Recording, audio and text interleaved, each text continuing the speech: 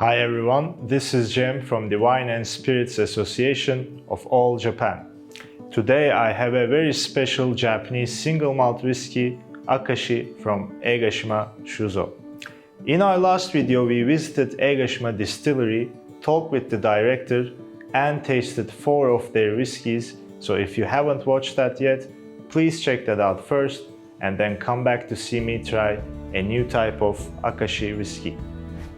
And now I have a special bottling of the original Akashi single malt whiskey, which is the flagship brand of Eigashima Shuzo. This is the heavily peated edition of Akashi.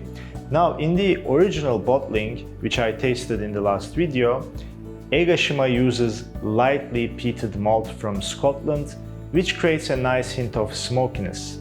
We don't see many Japanese single malts with heavy peat, so I'm very curious about this one as a peat lover.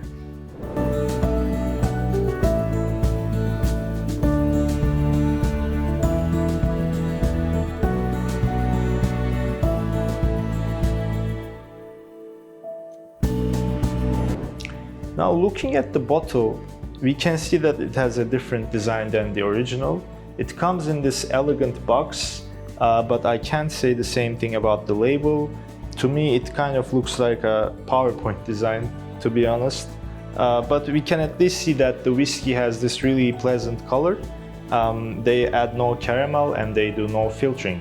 The bottle is 500 milliliters and has 50% ABV, which is slightly more than the original, which has 46%. It is also double the price of the original, which is a bit curious. Akashi single malt is the cheapest Japanese single malt you can get, with a price tag of $30 in Japan. I think that offers excellent value, but this one here costs around $60. That is more than most flagship Islay whiskies, such as Ardbeg 10 or Laphroaig 10. I've been told that it is a mix of whiskies aged between 3 and 6 years, so let's see how it compares to them. Now, as we have shown in our last video, Eigashima has 2 strong points. First is its seaside location, which is unique in Japan, and second is its use of a variety of casks. In their single malts, they include whiskies aged in American oak, and then multiple varieties of sherry casks, and they might use some more interesting casks as well, such as ex-sake or ex-shochu. This one is labeled as bourbon barrel first fill, so we might expect some lively spice notes from that. Now let's begin tasting and see if we can detect those influences.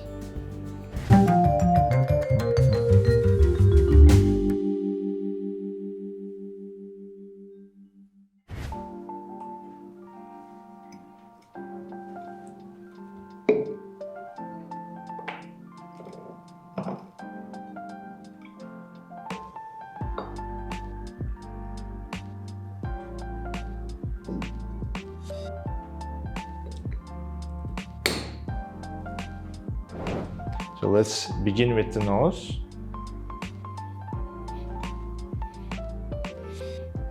Wow, there is more depth here than the original, and it's quite different from your regular Islay. It's not that peat forward as I expected, and the peat is not medicinal but more like incense. And it's sweet, it's fruity, I think dried apricots, and some walnuts, which I think is possibly the effect of the sherry casks. I also enjoy the hints of salinity, which I detected in the original one as well. Possibly that's the effect of the seaside location. Overall, I think it's a very pleasant, very complex nose. So let's move on to the palate, because I can't wait to taste. Now let's check this on the palate.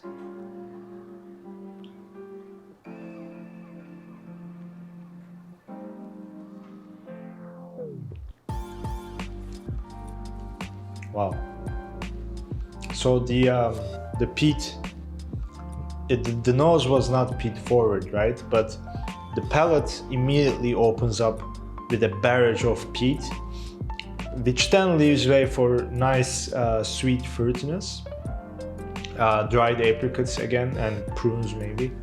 But then there's a bite of spice now in the finish, spice and smokiness, probably the influence of first fill bourbon casks, which we also kind of had at the original single malt, but combined with the peat, that attack of spice at the end is a bit too intense.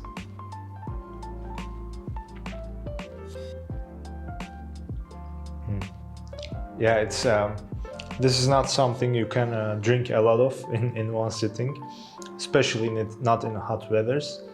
Then again, the mix of flavors is quite interesting. So that peat and then fruitiness and then spice, it's very interesting, but I would not prefer this to the original single malt. I think maybe I have to taste them side by side first, but I think the peat combined with the influence of the oak and then that heavy attack of spice and smokiness is a bit too overwhelming for me.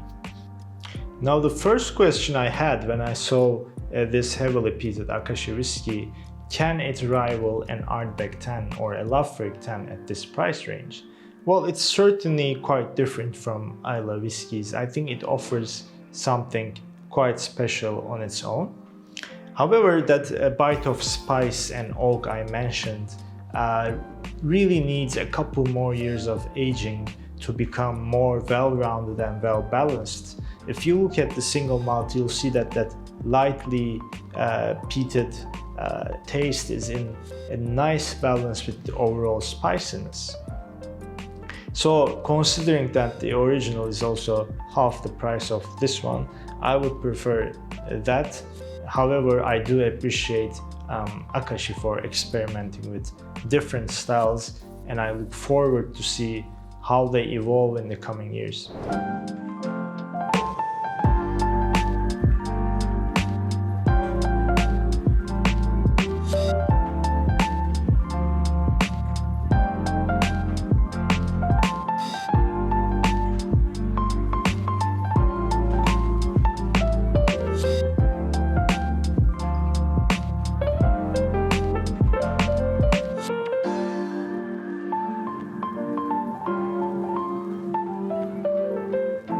Thank you for tuning in for today's tasting session. We hope you have enjoyed it.